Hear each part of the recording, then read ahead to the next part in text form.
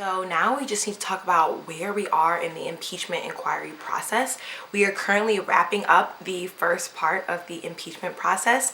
And by wrapping up, I mean the House of Representatives, Nancy Pelosi, just announced the 2 articles of impeachment that they are bringing against the president. And those are abuse of power and obstructing a congressional investigation. So that is what they are going to vote on, and if they have a majority vote, then it will head to the Senate. So how they were able to find these articles of impeachment to bring across the president were from a slew of public hearings. So the public hearings lasted all day and they were weeks long. If you weren't able to listen to all of the public testimonies, there were a lot, then I'm going to give you the synopsis of what was really important. From the public testimonies, we learned that Rudy Giuliani, as well as other Trump agents, were acting in the Ukraine in moments leading up, or in, days and weeks leading up to the July 25th call. We know that President Zelensky was eagerly trying to secure a meeting with President Trump and a visit to the White House, which was being consistently denied by the White House. We know that President Trump did not go to President Zelensky's inauguration and did not allow Vice President Pence to attend the inauguration. We know that there was an understanding that Burisma stood for the Bidens. That comes from the testimony of Gordon Sondland, and he is one of the most important pieces to the puzzle. Him and David Holmes. Their 2 testimonies, back to back, if I mind you, was great television. But outside of that, their 2 testimonies combined really paint a clear picture of what happened in the U.S.-Ukraine saga. So Gordon Sondland testifies that under instruction of Donald Trump and Rudy Giuliani, he was advocating for the Ukraine to announce an investigation into the Bidens and the 2016 election. Gordon Sondland testified that there was a pressure onto the Ukraine and there was an understanding, as well as he testified there was a quid pro quo that the foreign aid would not be released until the Ukrainian president announced an investigation into the Bidens. He also testified that it was well known and understood that Burisma stands for Bidens, Joe and Hunter Biden. Many times Donald Trump has tried to say that he was talking of Burisma and did not explicitly say Biden. However, it is understood per Gordon Sondland's testimony that people knew that Burisma meant Bidens.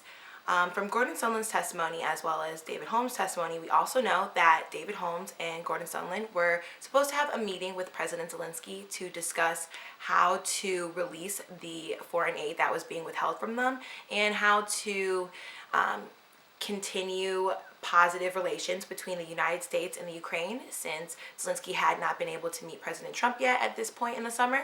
And so in that meeting, David Holmes was actually asked to leave, and Gordon Sondland met with President Zelensky alone. And in that meeting, we're not sure of the exact details, but after the meeting, Gordon Sondland went to lunch with David Holmes, and he placed a phone call on his unrestricted personal cell phone to the White House, and he called Donald Trump.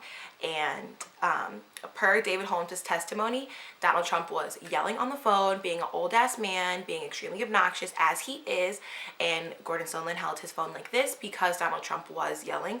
David Holmes testifies that he could hear the conversation, both what Donald Trump was saying and what Ambassador Sondland was saying. The conversation, essentially, as Gordon describes and David describes, went like this. Hello, Mr. President. Are you still making America the worst place ever? Yeah, they hate me over here, but what's new? Anyways, how did the meeting go with Zelensky? What did he say about the investigations? And then, anyways, hey, President Trump, how's it going over there in America? Oh, it's great. They just hate me over here. Nothing new. So how did the meeting go with President Zelensky? And then Gordon Sondland responds, and the conversation essentially went like this.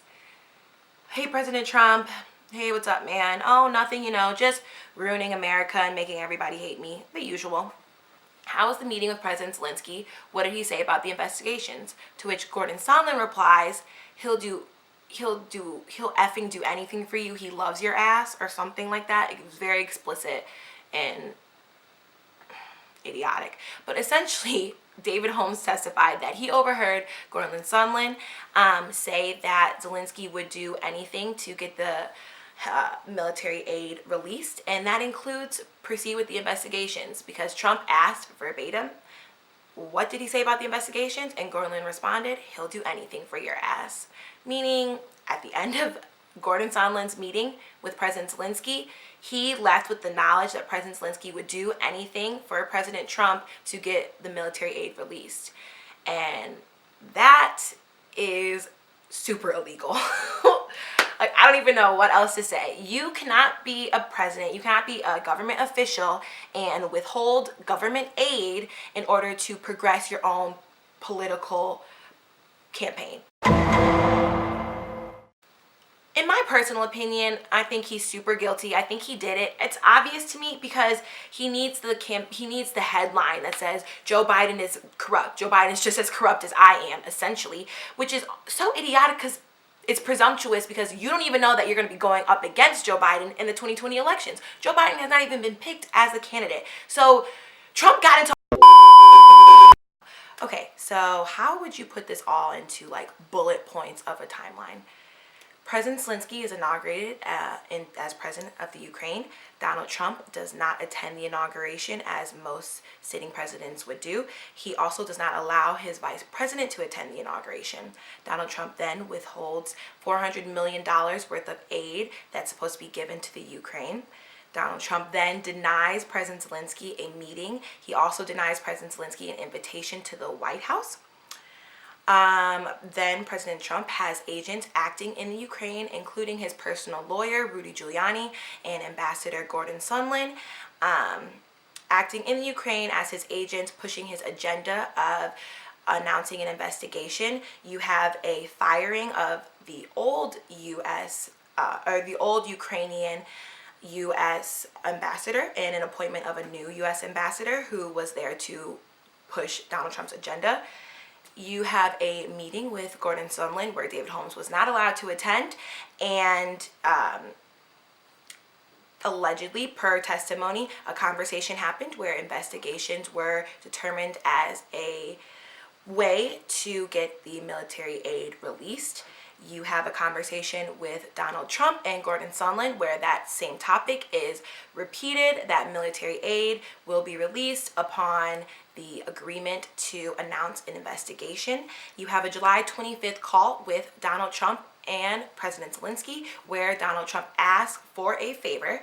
You have a interview that was scheduled for September 13th where President Zelensky is supposed to announce his investigations into the Bidens. However, before then, you have a whistleblower that comes forward and reports the July 25th call. And then once that whistleblower becomes knowledge to the White House, they decide to cancel the interview. They release the foreign aid on September 11th, and they act as though it is business as usual. However, they were caught red-handed. If you look back at all of those things I just listed, it's a strong possibility that Donald Trump abused his power and was withholding foreign military aid in order to force another foreign president to announce an investigation on Donald Trump's political opponent.